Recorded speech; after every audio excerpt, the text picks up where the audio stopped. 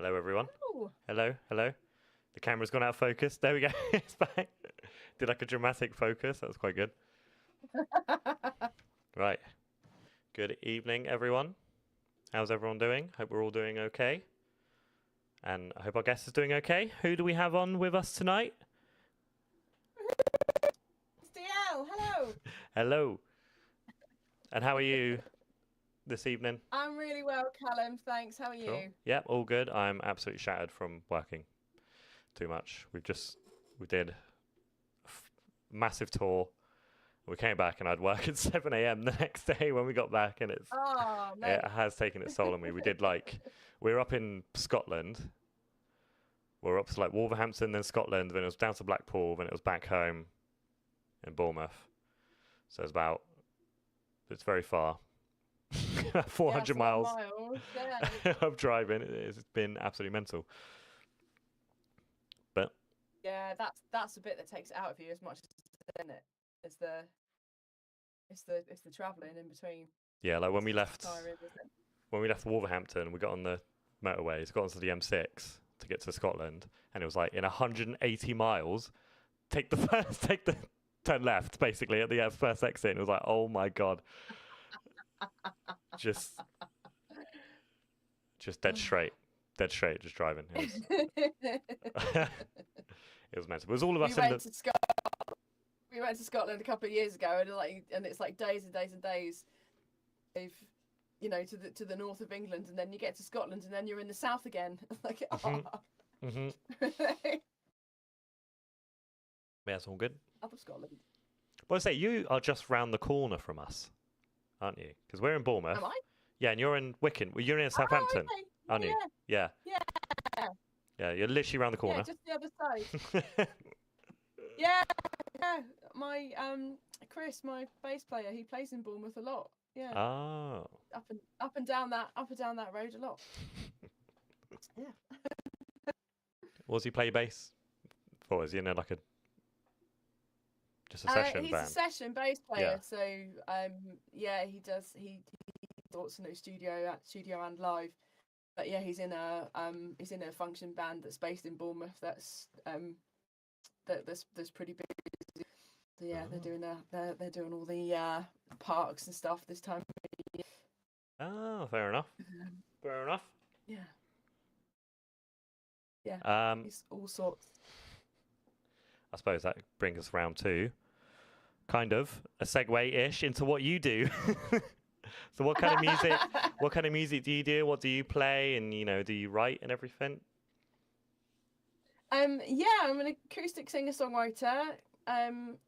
Recent album, I released an album called Atlas in April, and the reviewers tell me that it's indie pop, contemporary folk, that most common things that keep coming. But yeah, I've just always called it acoustic singer-songwriter. One girl, one guitar type stuff, like sort of Tracy Chapman, Joni Mitchell. But yeah, I've really enjoyed, and I play in the trio as well. So I gig that on my own. I do that, and I also have a band called the DL Trio, rather easy. And we've got more of like a mini Eagles vibe. And we do a show we've just launched a show this year called the Laurel Canyon Project. There's stories and songs from the singer-songwriters in the late 60s and 70s in California. So like, Joni Mitchell, Carole King, Crosby, Stills and Nash, and all those. That's much more about the harmony singing between the three of us. So yeah, it's like I really enjoy. I really need the harmony singing. That's like deep in my soul. Yeah. And I really enjoy it, just playing as well, and doing the solo gigs too, because there's a lot more. Yeah, it's actually quite a show. It's a very different vibe. I think it's a little bit more reflective, although I am getting goofier and goofier when I'm on my it's just telling you, it's an awful lot of mucking about when it's the three of us. And yeah. You know, they both rib me relentlessly, and we do these fun things where like we'll pass a book around the audience, and we'll ask a question and say, you know, what's your lone claim to fame, or you know, where did you meet your partner and stuff like that, and we around the auditorium while we're playing, and then in the second half we read them out. Yeah. And stuff like that. But yeah, so it's that sort of stuff. I love it. That's nice. That's very nice. And how long have you been doing it for? Oh God, yeah, long time. I mean,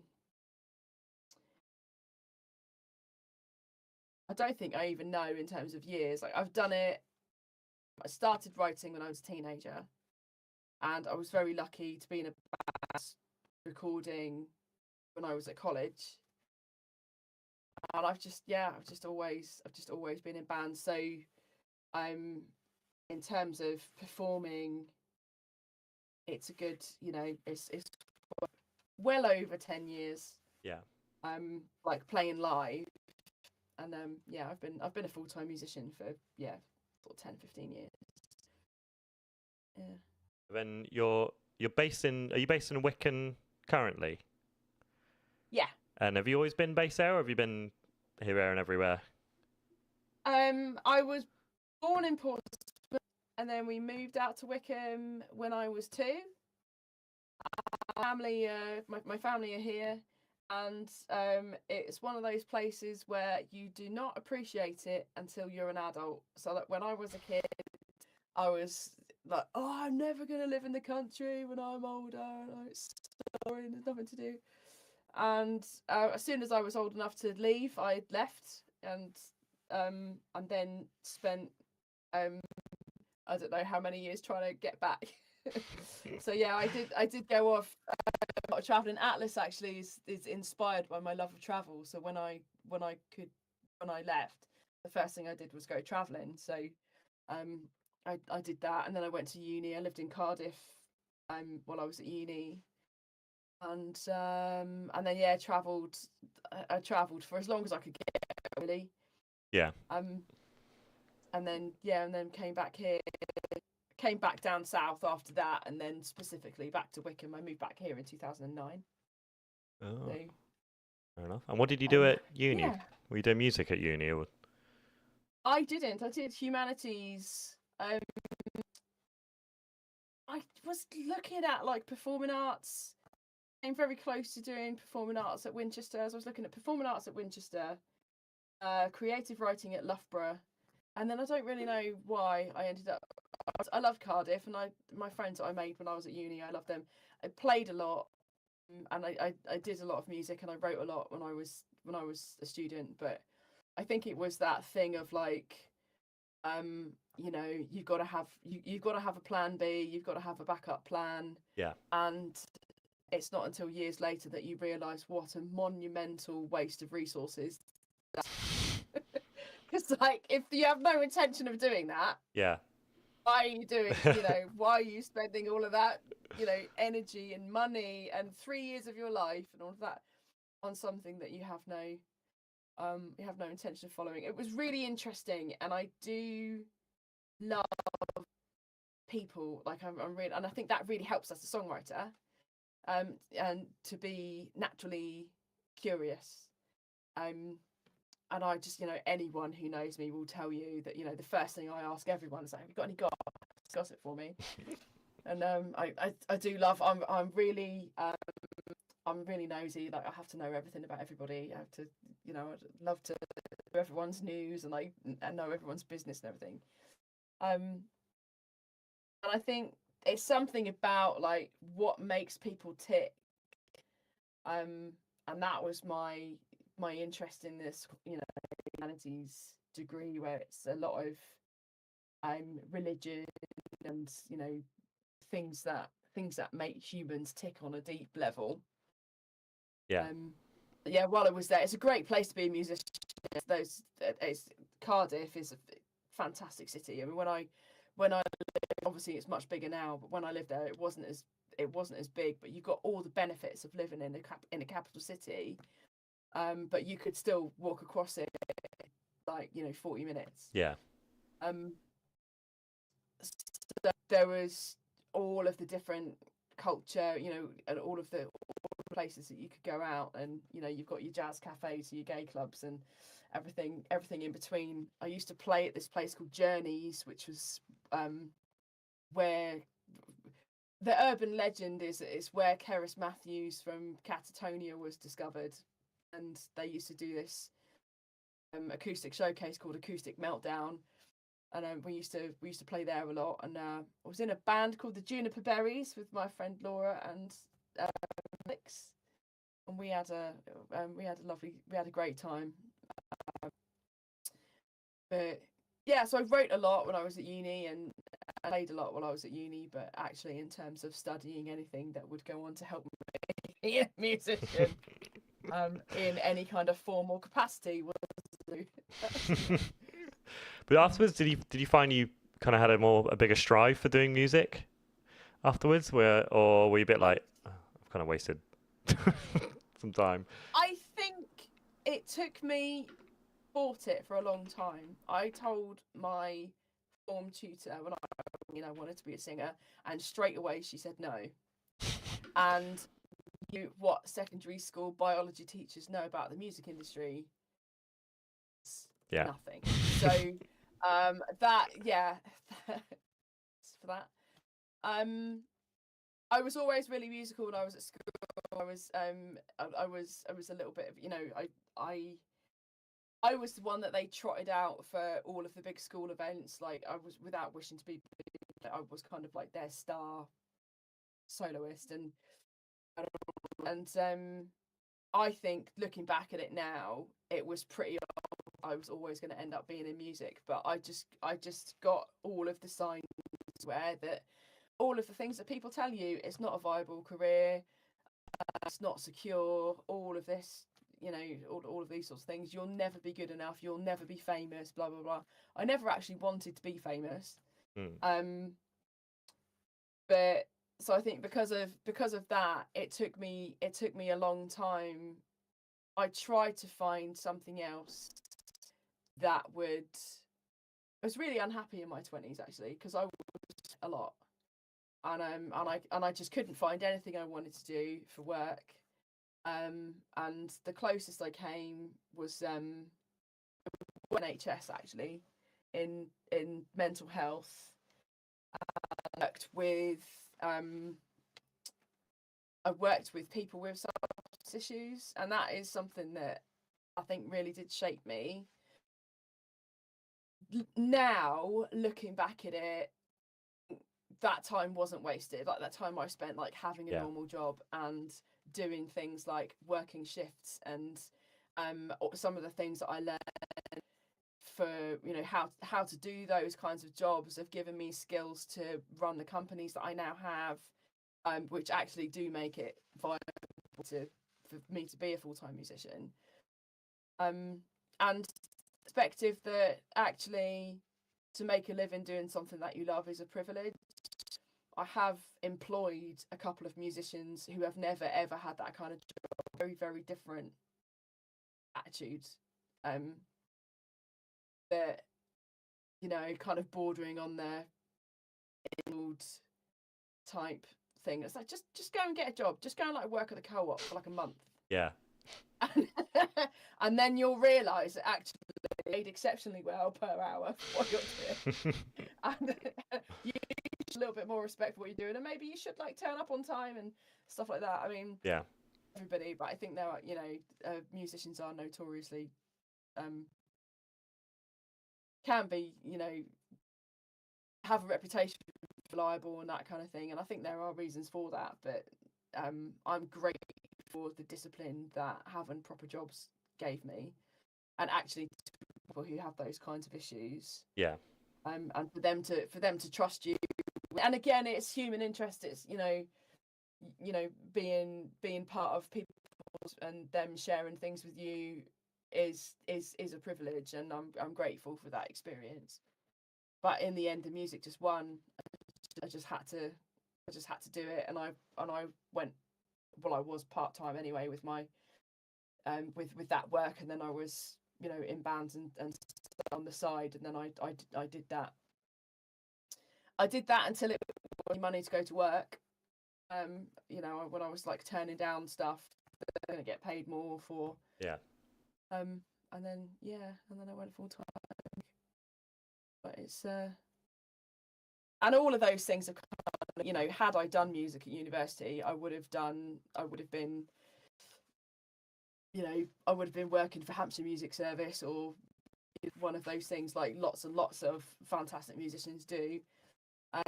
Whereas what I've built, I think, is more unique, and I've had the freedom to put my own spin. Yeah. So, yeah, that's good. That's fair enough. That's what we all strive for. Everyone, especially in our band, I guess any musician is the same, where we want to just be able to do it full time, but we know we can't because all of us have full time jobs, which aren't music. None of us do any music related jobs at all. We all just do our own thing. And do you find where it's become your whole thing, it just becomes a job at that point rather than you just liking it, or is it more just you just like doing it anyway because it's something you've always wanted? I think there is that risk of sort of wanting. So I'm a musician, but I'm not a full-time artist. Yeah. So I think, and musician that every full-time musician is juggling multiple streams of income, and that is one of the things that makes it safe, actually. Yeah. It's like if one of those things dries up, you've got you've got these other things, and I think there have been. I was just so like I'm just happy to be here. Like I was just so happy to be doing music every day for such a long time, and then things is hard. Like any job, you have days that are bad. Really, it's helpful to treat it like a job, to treat certain aspects of it like a job. And that is constructive because it will completely. I mean, it has completely consumed my life. It's completely consumed my life. And it, something that I used to do in my spare room is now like. I've got an old hard drive where there was a folder on the desktop that said music, and I look at that and just laugh because it's like it is everywhere. Like how did I ever contain this? Like one folder on my laptop. But yeah, there have been times when, it's hard and you are constantly explaining your, defending your value to people. And there have been times when, after I've been full time for quite a long time, really, like 8 or 9 years or whatever, I started to find that working days, it's a lot of driving on your own. It's actually quite lonely. It's a bizarrely lonely vocation. Yeah. Because you're always at work when everyone else has got time off, and vice versa. So trying to sort of explain to family and friends that can't just come out on bank Friday holiday. Night or whatever, like, you need to be noticed. And there have been difficult aspects. I think that's true wherever you work, and it's keeping it in perspective of worst day is nothing like what it used to be. If I have a bad day now, like if you don't have a great gig, not like one of my clients is in prison or overdosed or that's a bad day, and just keeping it in perspective. I think so the job I had when I left school, I got a job for 6 weeks over the summer packing surgery. And like between GCSEs and A level, and I think a lot of I think that is one of the most. I made some amazing friends. It was one of the worst things I've ever done, and I quite often think about that. Oh God, we'll go back to packing raisins. Let's go back to the raisin packing factory. Yeah, a raisin for like 15 years. Yeah, I think it's not for everyone. It's for everyone, and it does suck the fun out of it for a lot of people. I think absolutely nothing wrong with having an absolutely banging band that you can put all of your energy into, and you can put all of your creative focus into, and of that, and having a job, having a regular 9 to 5 that takes care of all the other stuff. It does put a lot of pressure on the things that you can choose to do. Yeah, and it's hard doing. It was hard just for four. Even if there's 4 of us in the band, there's only like 2 of us that really do all the social media stuff, and even then, it's still just one of us doing most of the posts. And then it's mainly Simon, our singer, doing all the posts. But he does all the posts. He schedules the gigs. He does nearly everything. So it's definitely like a full-time job, one extra full-time job for him. And then it's a few of us are doing like the writing and the other bits, and we just hate all the social media side of it. It just it sucks the fun out of it a little bit sometimes. It is really hard. And I think having that tool, I struggle with it because I've been doing gigs since before we had social media, and I remember life before you could put a post on whatever social media platform you're on, and hundreds of people. We used to have to schlep around, putting up posts, going to the venue, talking to people weeks in advance, doing the open mic night in the trying. And in a way, like that was better because it's much more. It's a much more engaging way of you're actually meeting people face to face. A lot of social media is quite passive. I think where I struggle is where social media becomes and it's a tool. My goal is viral on TikTok. I want to go viral on TikTok. I want people to listen to my music, or because I want people to come to shows. And it's for meeting people and engaging people and reaching people and all that kind of thing. Yeah. But yeah, where I struggle is that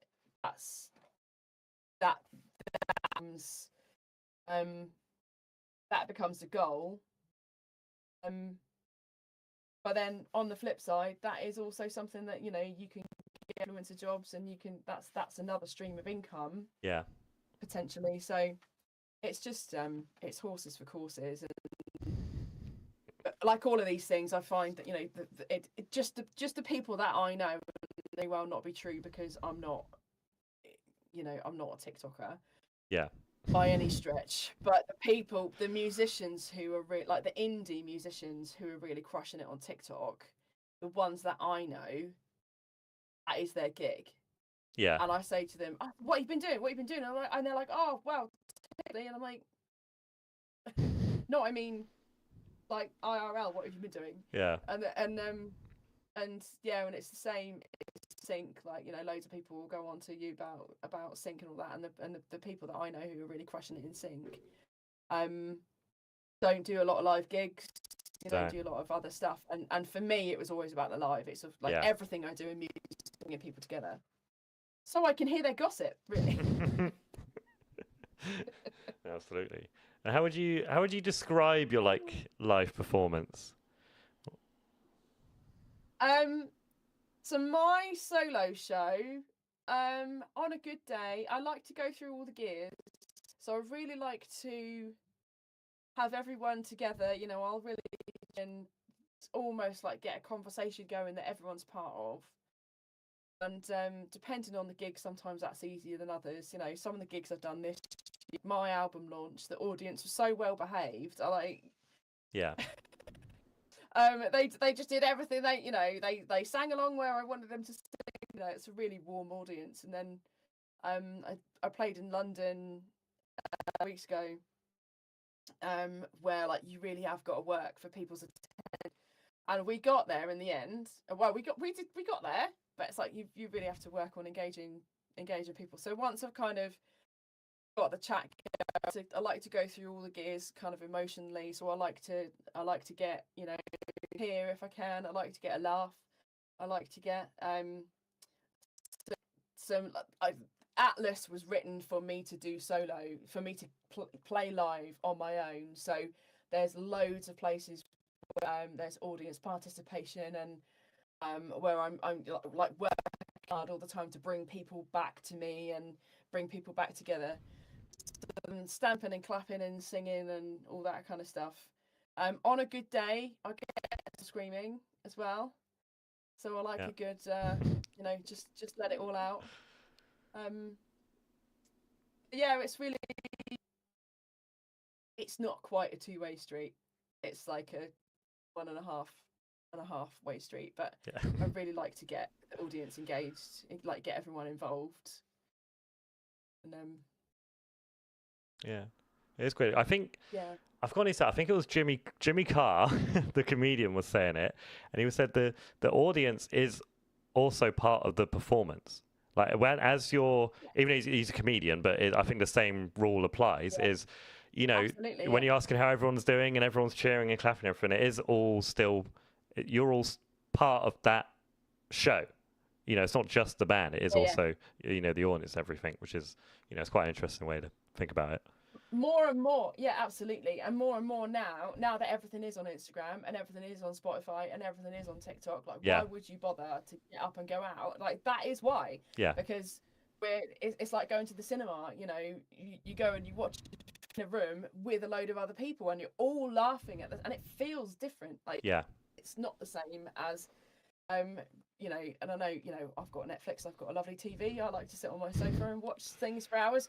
But it's not the same as being in the cinema, and absolutely, bringing people together. We're more isolated now than we ever were because of all this technology. And again, it's like it's a tool that can be used to bring people together, or it can put between people. And yeah, absolutely, you're right that bringing the audience being involved.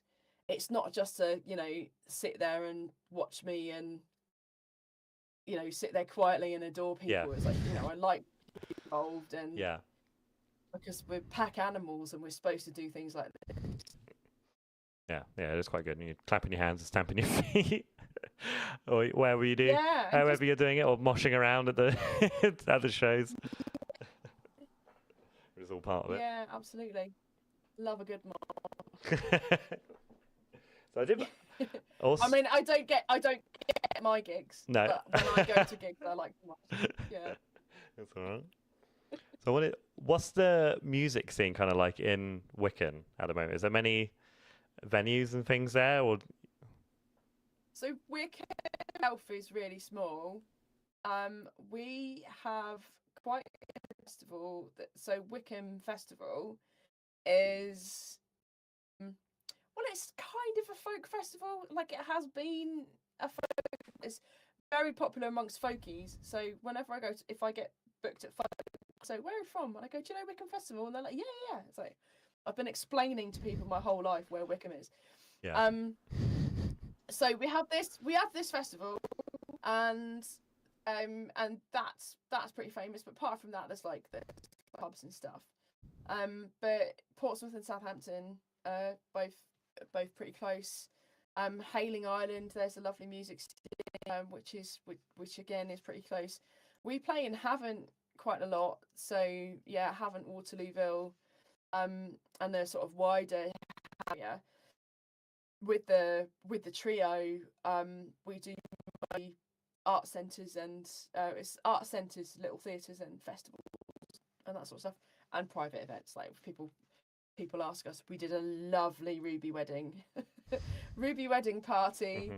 To go where I had a glass of pink bubbly before we'd even finished loading in. It's like that beat. that's the load into beat. So yeah, it's pretty good. And with the trio, we focus on Hampshire and West Sussex. And solo, I just go where I'm asked. So we have been further afield in the past. Since the pandemic, we're focusing on the local scene. And I go wherever I'm asked. It's much easier when it's just, you haven't got 3 diaries to match, and Yeah. I'm very cheap to accommodate. I'm very it's just one girl, one gig. It's way more flexible. Yeah, it's a good. across those areas, it's good. Yeah. And so, do you prefer doing it as a trio, or do you prefer doing it on a solo way, or is it kind of a mixed bag? I think it's the yin yang thing of like, I think I really do need to do both. Yeah. The trio, we had a fight first for a different project I set up a few years ago. Well, many years ago now. And then in 2016, I was booked to go to Switzerland, and the three of us decided we wanted to do it together. And we did was go on tour. The first thing we did as a three was we had some amazing, like, it was only a short stint, amazing tour in Switzerland, and that was 2016, and we've been together since then. And it's been awesome. It's been, we've done an album together. We've done some fantastic gigs. Sadly, 2020 was our year. We had like everything was really starting to work, and everything, all of that work was like, from that sort of previous 4 years was really paying off. And we had this lovely string of artists and all that, and little theatres and all that, and of course loads of that just got swiped. And I think what people realise is that, well, maybe that's not fair. Maybe people do realise, but not only is it that was lost during the pandemic, but also just buckets of skill. Like, loads of people left the industry who've been working in the arts for years. Loads of venues, like one of our favourite venues is Shelley Theatre in Boscombe. Near you. Yeah. Yeah. In Bournemouth, we love it there, and like every time we played there, it was cracking. It's absolutely killer every time, and it just never opened again after that. So that was that's pretty tough to swallow, because it's years. It's not something you can just pick back up again. Yeah. Some of the exactly. To get a good run of gigs, like, these things have been booked 18 months ago. So to have, that's the work that goes into that. Yeah. We might. And then. So I'm trying to think, we might have done a video in the Shelley Theatre in Boscombe, like a music video. I can't remember. Yeah. I'm trying to think now. It's an amazing venue. Yeah, we loved it. We played. The time we played there, we were in the bar, and it was absolutely packed. They just, and they were practically all new people. So they just liked the sound of us and came, and the weather was horrendous. It was like blowing a gale, and somebody had driven from Norwich to see us at the Shelley Theatre in Boscombe. And like 4 hours in this hurricane. And everyone today as well, so it was like 2:30 in the afternoon. Everyone was soaked up to their knee, getting on it with the red wine. Like, loads of people were getting really, this is weird. This like, no, people turn up and get smashed at our gigs. It's a sit and listen with grey tables kind of show. Yeah. And we did that. We did that. Right. Well, we're still doing that. And then a couple of years ago, what happened is my grandmother passed away. I was helping to look after her for the last couple of her life, and when I knew it was coming to an end, I was sort of thinking, what do I want to do with this time? I know this is going to leave a massive hole in my life. What am I going to do with that time? And it was that really that made me pick up my solo again. So that was 2 years ago. So I'd been sort of almost with the trio since 2016. And both of them do loads of things as well. So it's crazy for me to not be playing solo as well. I really love both, and they both feel very different. There's crossover, obviously. There is a crossover between those two things, but I really love really love to have the freedom of playing on my own. But the other thing is that it ruins me artistically, because you cannot hide. Yeah. You cannot hide between, like I was saying to John when I wrote, he's one of my band members, when I was writing Atlas, that was like, you can disguise a horrible with amazing harmonies. Like the song can be Yeah. absolute junk. If you sing beautiful harmonies over it, people don't notice. It's like, Yeah. but if for you, if you're naked and it's just it, and all you've got is all you've got is lyrics, melody, and some chords, and that's what I really wanted to do with Atlas. I wanted to read my songwriting, and I wanted to really use it as an opportunity to grow artistically. And I think when my nan was dying, you know, not just at the end, but like the process was very slow. I was kind of, you know, it makes you think about what do I when I'm there, want to look back and be able to say that I've done. And it's just that I want to continue. I think lots of people, and I've certainly done this, where like you get to a point where you're good enough, you know, you're a good enough artist and you're a good enough songwriter, go out and do some gigs and be releasing stuff, and people start listening and all of that, and then it's like, well, okay, I'm good enough now, I'm doing it. And I don't want to sit on my laurels and just ever, you know, I want to continue to express myself artistically. And that's the thing, I think that's one of the things that I get my solo project, is that there's nowhere to hide. Yeah. It really stretches me artistically. Whereas like I do find that I'm gigging so much more on my own now.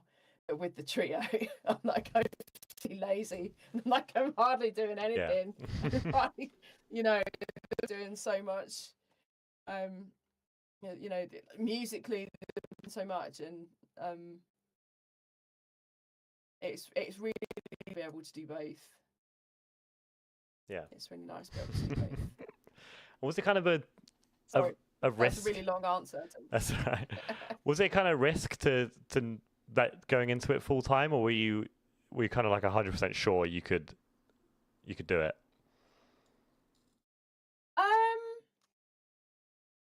Was it a risk? I think I mitigated the risk as much as I could. I think I just knew I was miserable. I just knew. Yeah. And I'll tell you what happened. I was working in with my other job, and I used to get the train from Portchester to Winchester. It is about 20 minutes on the train. Yeah. And there was one day when I was working on something where I was using scoring software. So you're like actually, you know, putting the music on the stage. And I was scoring something, and I'd been distracted all day with this idea, and I was just hanging out all day to like obsessing about this piece of music. And I'm like, you know, trying to get on and do my work, and all I can think about is this piece of music.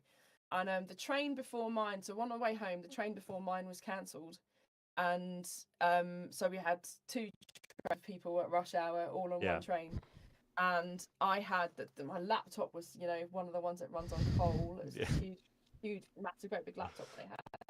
And the train was like this, and I balanced my laptop on the train so that I could like score out the whatever it was, like 12 bars of music. And then it was a picture that I was like, this is insane. Like, you know, how can I deny that this is what I was meant to do? And I think that was the day that I knew that I had to pursue it properly. Yeah. And that I had to. I had to. I mean, you know, there were still days like that when you have to go and do jobs, and it's not. You know, it's. I still want to be scoring out my thing on the bin, but yeah, like I say, what I did was I phased it out, so it's not like I just quit my job, and you know, I could see where I was going to replace that income from. Yeah. And that is probably some of the best advice I ever got from one of my mentors. Was phase things in and phase things out, and I still do it now. Yeah. I still do it now. Where if something has become less fruitful or something else comes along, you know, I won't just say, right, I'm not going to do restaurant gigs anymore. I'll do this. Yeah. And then stop doing that. You know, like it's a great way of testing the waters as well for like how you're going to get on with stuff, and you know, just see where your heart is of like what work is giving you energy as well as money. Yeah. So yeah, and I did that until it was costing me money to go to work. So actually, it's very easy to think that because you have a regular part-time job that is good money. And yeah, I got sick pay and I got, you know, holiday pay and stuff like that, and I still don't get that now. Yeah. But it's actually when you break down how poorly it was in my regular job and how, you know, how much I earned, because you know, without wanting to brag, I'm quite skilled at some things and people do well to do those things. Yeah. So yeah, like I say, it's not for everyone. I'm the daughter of an entrepreneur, and my family are entrepreneurial, and my parents have taken some absolutely massive risks in their life. And my dad told me once that, like, if he hadn't have been married and he would have stuck his neck out more. And I'm like, God, what would you have done? Like, it's very entrepreneurial, and I grew up around this thinking and entrepreneurial thinking, and I think that's been massively helpful. That's been massively helpful because it is different in that, you know, that shift from being employed to being self-employed or running your own businesses. Yeah. And it's not for everyone. That stress ruins it for plenty of people, and that you shouldn't. If that is how you feel, you shouldn't feel like you're a terrible because of that, because that's not true. It's just like some people are hardwired to perceive security in the way that we've been conditioned. Yeah. You know, but I just knew that I was miserable, and the risk was just carried on doing what I was doing. I don't know what would have happened to me actually if I'd carried on like just trying to shoehorn myself into the things that society sort of dictated that I had to do. Yeah. I don't know that I would have, if I'm honest. Yeah. But I didn't. I didn't survive it. I didn't survive it at all. Yeah, that's fair enough. But I think a lot of people don't think of being in a band or, you know, doing your own thing as a business venture, but it is. You have to treat it almost like basically as a business, especially a lot of the other sides of it, because of all your traveling, there's all those expenses and there's equipment, and a lot of time you have to get insurance. Like we've played some places where you have to have musical insurance, and it's like we're all on PRS and everything, so like every time we play a show we've got to add all our songs into PRS and, you know, and get all that back. There is a lot of a business, and we want to do a get ourselves trademarked or whatever, you know, so we can get registered as a business, and then we can get claims back on our tax. That's what we want. All that. You want non-taxed food. Would be amazing when we're on tour. You don't have to be trademarked to do that. You can just set it up as a company. Oh. Just set the band up as a company. And don't pay for trademark. It's an absolute fortune. Yeah. But you can set yourself up on Company's House in like 15 minutes. And get a band dedicated for the band. Yeah. That's a really good move. That's a really good move actually. One of the things that I do differently with my band, rather than just splitting whatever money you've got 3 ways, it's about, right, okay, well, we've made this much. tonight, everybody happy with, blah blah blah, and then we'll put this back in the pot. Yeah. Always going to be those gigs where you really want to do it, but it's in Timbuktu. Petrol just happens to be really expensive that month. Or I actually produce a lot of shows, so I'll like flat hire the venue and then sell tickets, which actually is, I did that because it gave me the control to play where I wanted to play. Like, you're not waiting for someone to book you. Yeah. You can take control, but you are taking on the risk doing that. But by the same token, they've been some of the best paid gigs that I've ever, shows that we've produced ourselves. But I wouldn't recommend you start that. Not you personally, but like, doing your own shows, because venues can be expensive, and you've got to, what we find is it's so hard. Selling tickets, getting the bands to actually respond to you. Like we, within 2 weeks or whatever of the thing, because a lot of the time they won't respond. They'll be like, oh yeah, are we still doing this gig? It's like, yeah, we're still doing the gig. Oh, I need to make sure a drummer can do it. And you're like, oh really? Yeah, I can't be doing that. It's like, it is difficult with like the more people that you have in your band. Somebody said to me years ago, being in a band is like being in a 5-way marriage, and it's absolutely true. Good and for bad. But yeah, I find people that you have in a band, the more diversity there is amongst how important it is to everybody. There's always going to be people where like this is what they live and breathe, and then there's going to be another couple who are like, oh, this is like my mates at the weekend. And those two ideas can really mess up a lot of opportunities and create a lot of friction. And it's just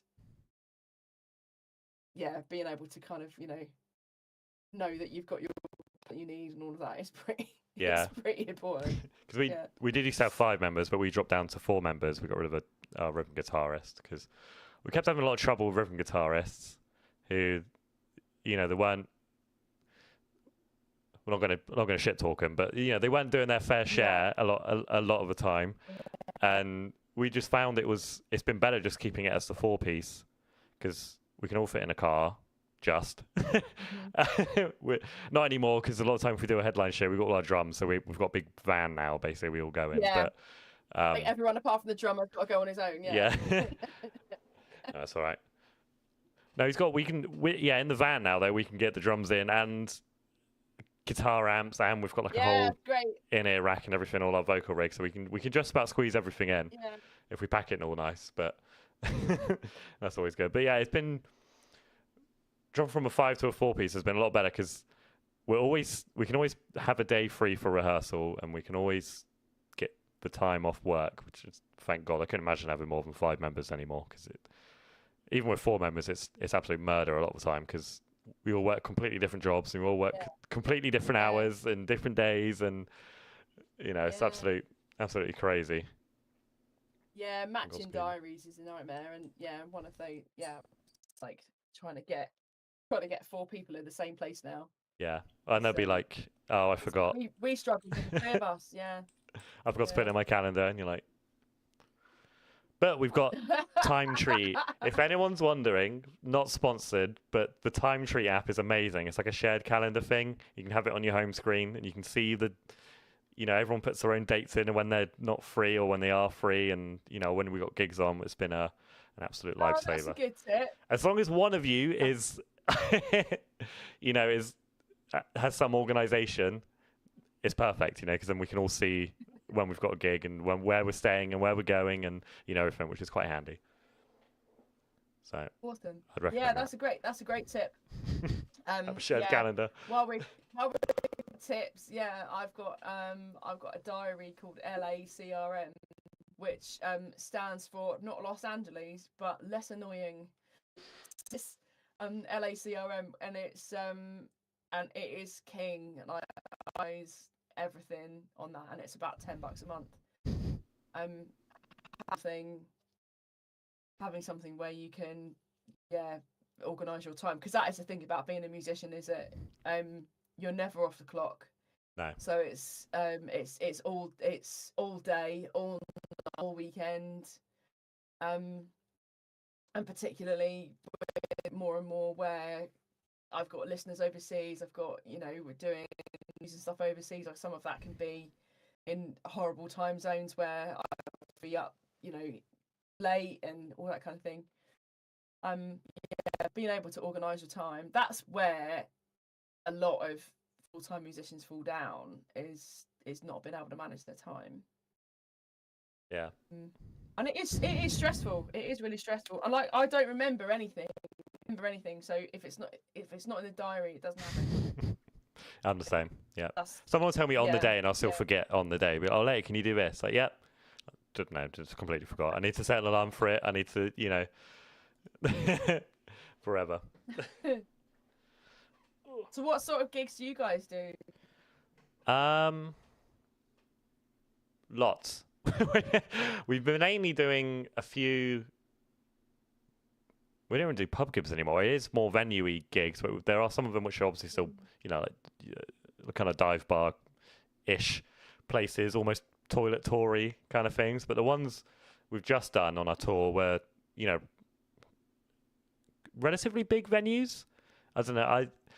For some of the, like one of them, the Night Train in Bradford, it was absolutely crazy. It was a huge stage and massive building and everything. There was a whole green room and all the other stuff. It was crazy.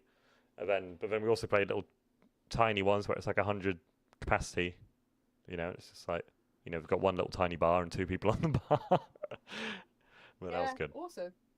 That's mainly the gigs we do now. Trying to think. It's just that my brain's frazzled from being on tour. But yeah, we've been trying to get on festivals and that, but it's so difficult to get on them because a lot of them you have to message them like the year before it's on. Basically, the second they finish, that's when you got to message them and be like, oh, we'll be free for next year, and 9 times out of 10 you don't even get a reply or or anything from them. Yeah. But it's a pain in the ass. But we did was it last year? I think it was either last year or the year before. I can't remember. We did Home Farm Fest, which was amazing, and we tried to get back on that this. Yeah, it must have been last year we played, and we tried to get back on that this year, but they said there wasn't space for us. We were like, even though it was really good. That was one of the best gigs we played. I think that festival. It was crazy. Awesome. I love the festival thing where it's like just so unpredictable that it's it could be. You just don't know what you're getting. There are so many wild cards. No, yeah, we didn't. It was that one was amazing because they gave us a free camping ticket and everything, so we camped there and then had all our gear in, and everyone we had like 4 people helping us carry all our gear in and get all our gear set up, and it's like this is amazing, big and it was an open air stage kind of thing, so which is quite cool. Yeah, and the weather was good. Sounds good. Yeah, that's a cool thing. That's great. I think there are loads of like really nice roads as well now that have a festival feel. And I really playing festivals where there's only one music stage, like an arts festival or a food festival or something like that. We're doing the New Forest show, which is like an agricultural thing, and I tell you what. Is at 9:30 in the morning. Now, I am monosyllabic before 10 a.m. most days, so that's really good to talk about growth. That's really going to stretch me. But we're on right before the speaker, like the special guest speaker. So we're assured that it's a really good slot. But that's gonna test me. Excuse me. So here I am yawning. No. Just thinking about it. That is very early. I couldn't even imagine.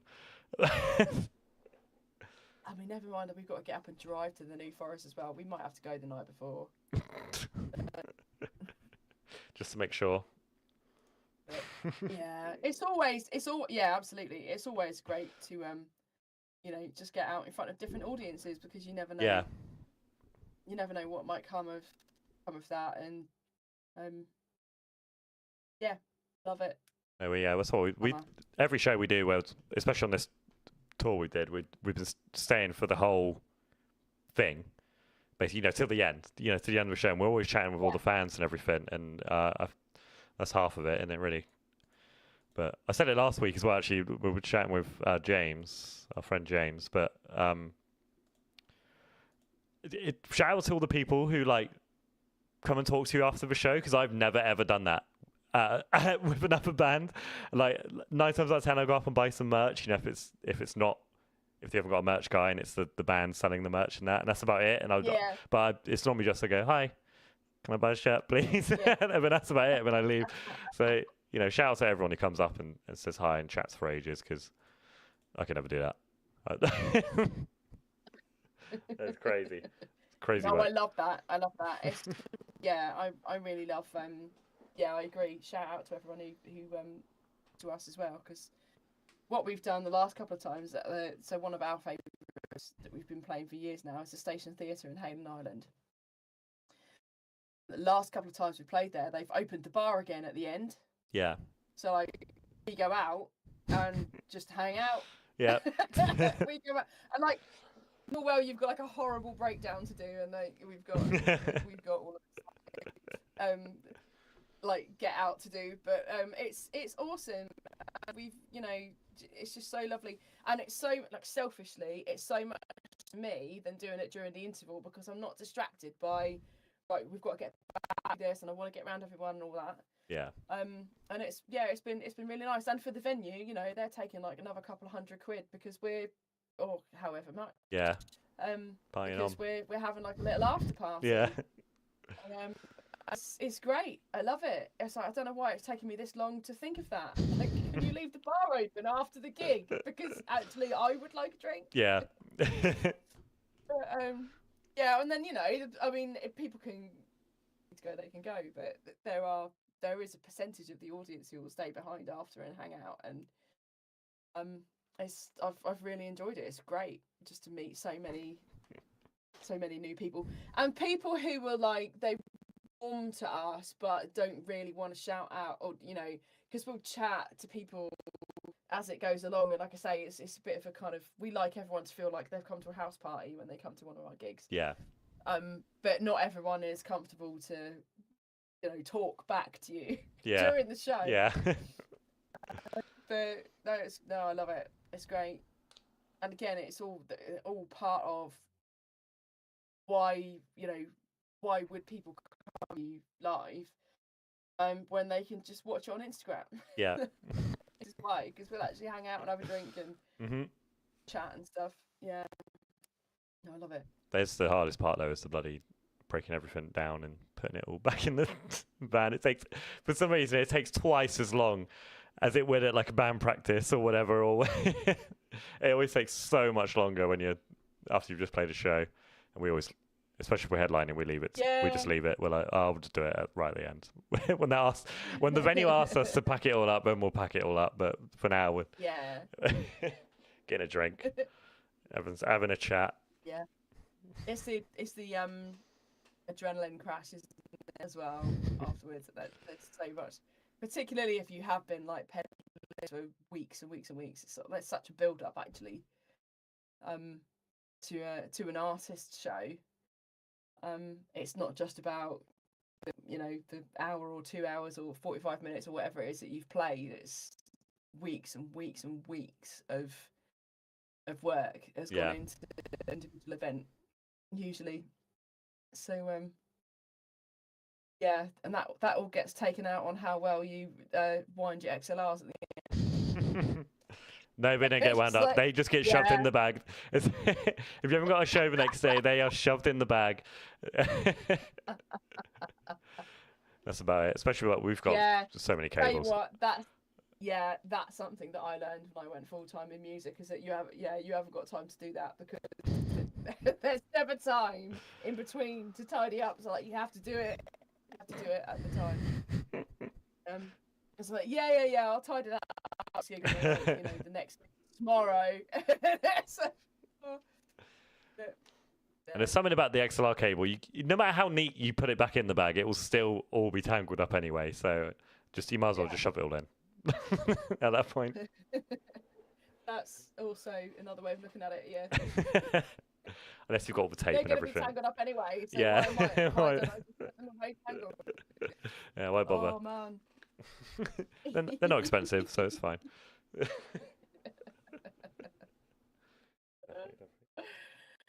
Oh dear. We did want to go over. We've got a few more questions. We've hit the hour mark, so we can do a few more questions if you'd like, unless you're busy. Oh yes. Yeah. No. Go ahead. Sorry, I wasn't sure if you were talking to me. If there are, No, if you can see it's something just me. where people are asking questions. No. So, other than packing up and putting XLRs back in the bag, what would you say is the hardest thing about being a musician? Hardest thing, I think. Oh, without getting existential about it, I think some of the hard things have been differences in lifestyle between me and like my friends and family. It's sort of, as my peers grew up and they started doing all the things like buying a house and having babies and all of that me still from the outside looking in appears like I went past 17. Yeah. I've lost friends over that, friendships over that, because people just can't wrap their head around it, and it's because they just don't perceive the value. They don't see in what I'm doing, and that can be really hard, because I don't feel like you get the same judgment for wanting to be a nurse, where you're working awful hours and you're doing shifts and all that kind of thing. I think that is quite hard. That's quite hard, and that can contribute to like the isolation. I think lots and lots of musicians are very isolated. Yeah. And like for all the reasons that, like I said, my form tutor and other people tried to talk me out of being a musician. What they should have said was, it's lots of carrying heavy stuff. Yeah. It's lots of driving long distances on your own late at night often, and I've got better at that. But I hated driving when I was young, and I've got into it now. My car, I love my car. My car's like my little mobile sanctuary, and I have my podcast, and I have my things that make it comfortable and all of that. But it is weirdly isolating, because of the hours, and because you're working when other people aren't, and you have to really work at well, I say that I don't anymore, because the friends I have now actually really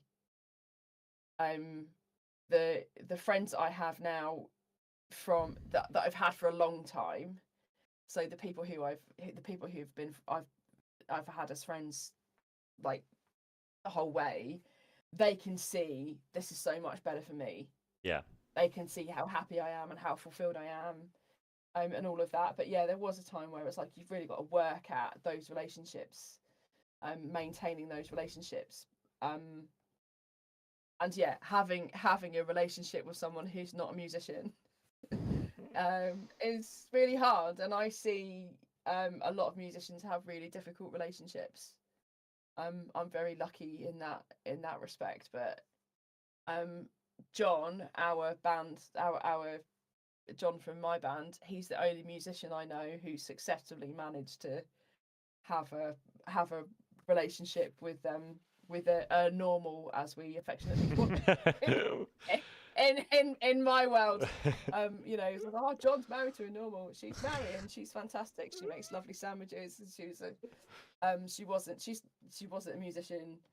But it can be very difficult in that respect for all the reasons I've said. And it's just not perceived the same as as doing any other job where you might have shifts, you know, doing shift work. Yeah. Where if I was a surgeon or if I worked in A&E and I had to go out and I wasn't going to get home till 3 a.m, you know, you don't get berated for that, but because no matter how much you enjoy it, like you might love doing that.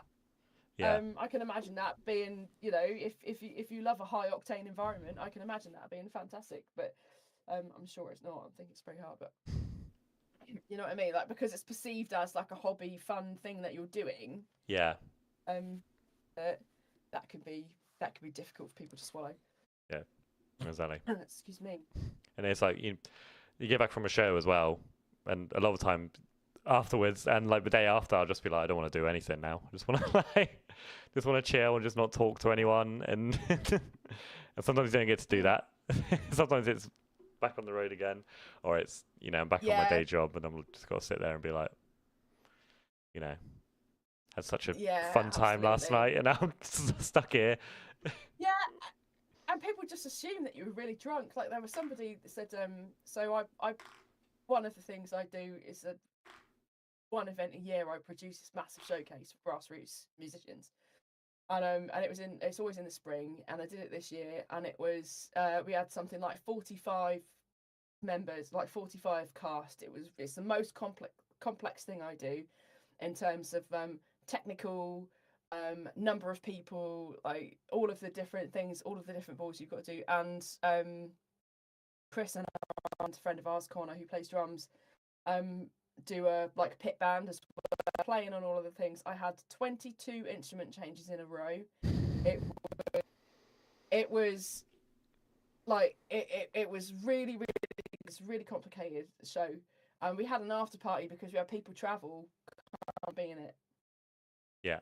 And someone was absolutely wrecked. So it's not only the day, not only did I do like a 14-hour day, all of the tech, like loading in at 12 o'clock, run in, do a technical rehearsal in the afternoon, do the show, break down after the show, come back, unload when you get, so it's like 12 noon till like 3 a.m. And not only that, I had all of the rehearsals and everything running up to it. I mean, I love it, but it's a 3-ring set. And this guy came up to me and he was like, and I was, like I say, they came over in the morning. I'm not good in the mornings. And I was like this in the chair. And he was like, oh, have a few jars last night. I did. Just like, I nearly slapped him. Did you see what I did yesterday? Did you see what I did yesterday? And I was like, I would love to have, like, if I had an extra pair of arms, then yeah, I would love to be getting on a bit. But no, I didn't have time to drink beer. Oh dear. But it's just, it is a funny thing. The things that I really hope he was joking. On reflection, I really hope that was a joke, because I was really quite offended. And I'm like, I had 22 instrument changes in a row. This whole thing was not organised for my convenience. But yeah, it is funny.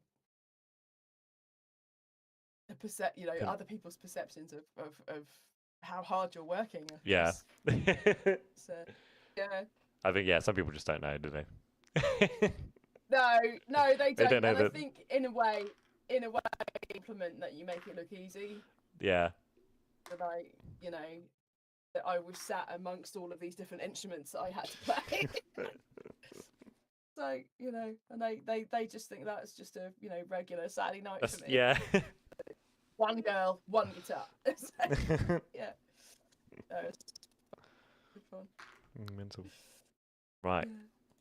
And my other question is,